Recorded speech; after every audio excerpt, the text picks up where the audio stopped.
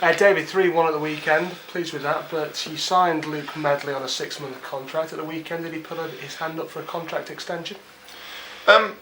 He did his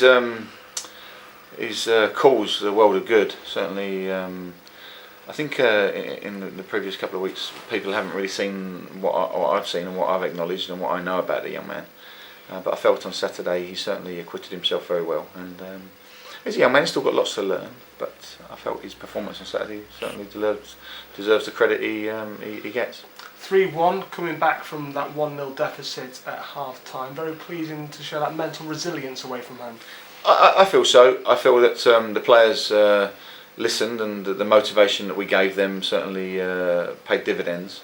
But there was no need to panic. I felt our first half performance was very good, and we created a number of chances. That their goalkeeper must be certainly congratulated for his performance in the first half, which kept us at bay. So I've seen it before many times, is that you go in 1-0 down and you scratch your head and think, well, how on earth are we behind? But I felt our football, some of the football in the first half was good. We certainly opened up a good side, and I said that to the players. They must continue keeping their belief, and I was very pleased with the way we went about things in the second half as well.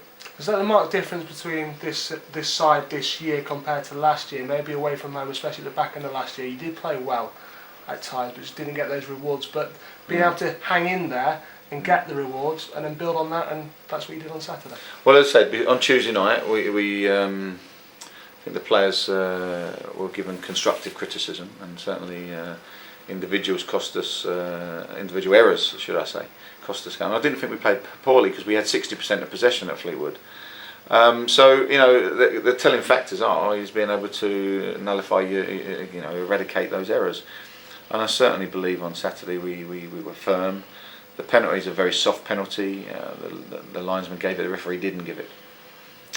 But I felt we created a number of chances. I mean, Luke's come off, and really him and Paul Connor, and I thought we played outstandingly well Saturday, very, very well.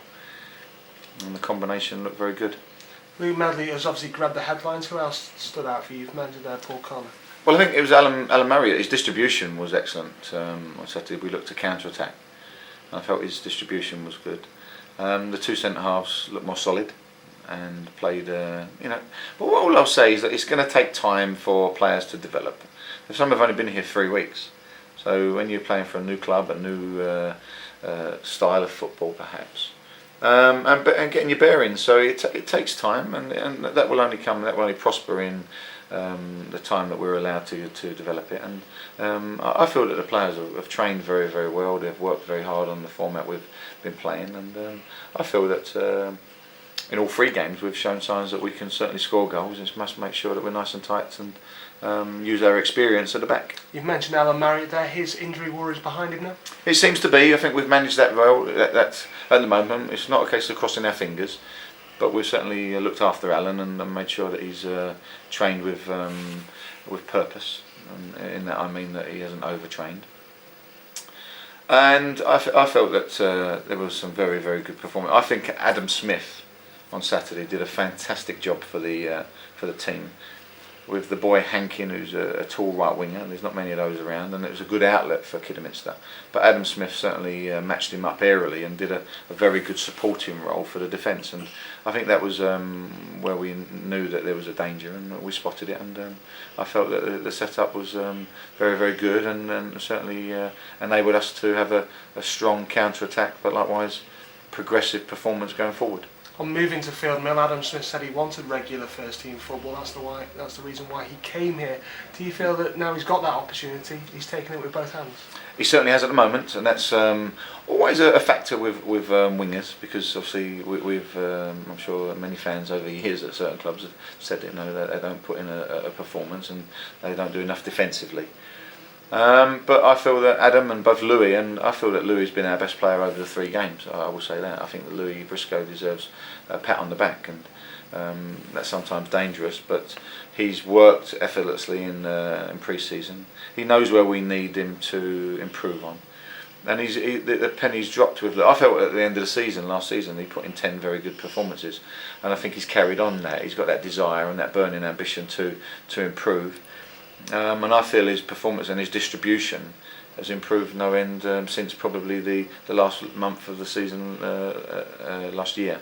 But he's taken that into the context of this pre-season. So Adam and Louis have both given us some very good performances. You've spoken often about Louis Briscoe's end product. Is that something that he feels coming on with him? Do you feel more confident playing him in that three up front, knowing that Louis can contribute and get on the score sheet? Well, I think the wonderful pass that Louis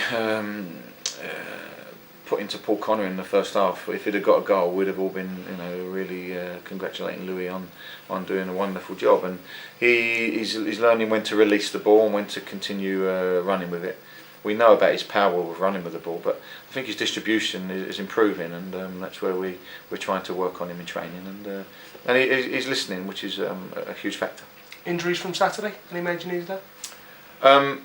A couple of niggles, but nothing major. And we hope that there's one or two that are touch and go, but we'll see about those tomorrow. And I'm pleased with Mark Priest. He's made very good progress, and obviously perhaps it was a bit of a gamble putting Robert Duffy in, but it paid off. I feel that was a challenging one, but Robert's trained extremely hard, and he's got himself in he's probably only 60%, 70% fit, but I felt that we could certainly benefit from his aerial ability, and I felt Paul Connor really led the line well. But Matt Somner, he's ill, so he won't be in contention. And other than that, we've just got a couple of niggles that we need to take care of. As a former player, David, I'm sure you've often done it in your playing career. At the start of the season, you might pick up a little niggle. It's not the time of the year though where people want to sit out, is it? And maybe rest those niggles.